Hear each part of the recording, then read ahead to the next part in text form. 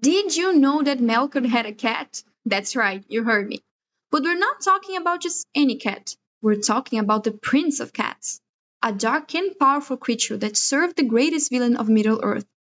And what I find most impressive, this cat could have been the greatest villain in the history of Middle-earth. In this video, we'll explore the story of Tevildo, the sinister cat who was part of Melkor's court, long before Sauron became the name everyone feared. Tevildo was more than just a creature. He had a legion of other cats, all under Melkor's spell, using his authority to impose terror and oppression. He resided in the dark fortress of Angband, where he fulfilled his role as an extension of his master's malicious power. What's fascinating is that in Tolkien's earlier draft, Tevildo had a prominent position as a secondary villain, adding a unique and mysterious touch to the story.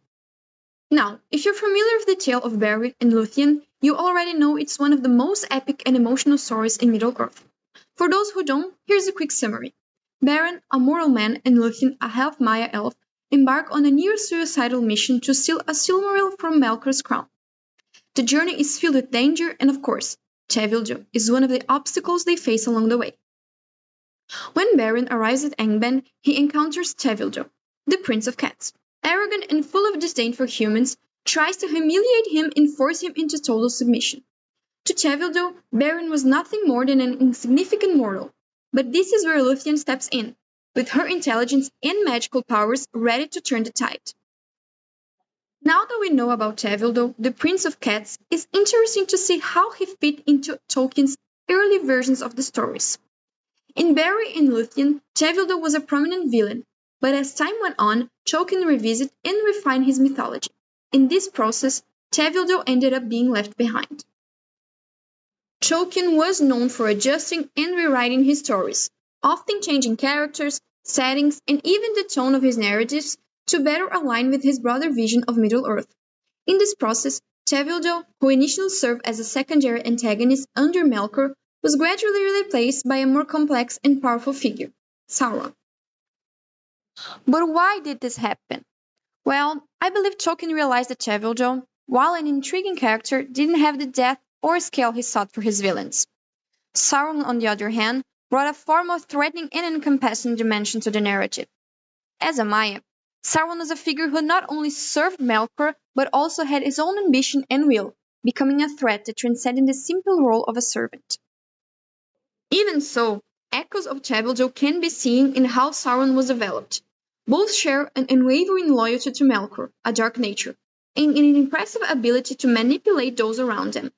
Tevildo commanded cats under his spell. Sauron controlled entire armies and influenced nations. This transition reflects how Tolkien redefined his ideas, transforming what could have been a minor villain into a more complex symbol of absolute evil. In some ways, we can view Tevildo as a prototype. He was the first step in creating the great villain who would become Sauron.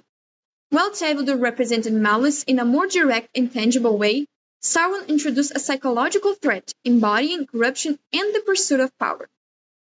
And Tevildo wasn't called the Prince of Cats for nothing. He was the absolute leader of all cats under Melkor's rule, and his power wasn't merely symbolic. He possessed an almost supernatural control over his followers, who obeyed him without question. These cats weren't ordinary felines. They were dark creatures imbued with malice, amplified by Melkor's spell. This spell was what made these cats even more dangerous.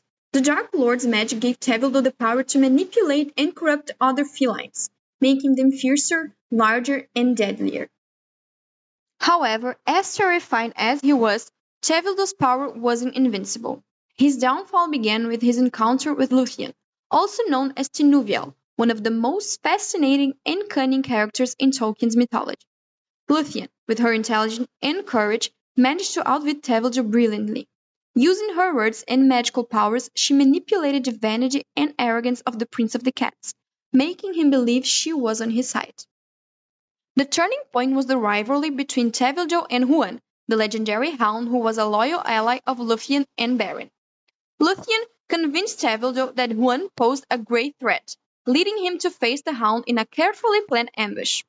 The battle was fierce. Huan, with his strength and skill, fought Tevildo and his minions in an epic clash. Despite all his power, Tevildo was defeated, making the end of his reign over the cats.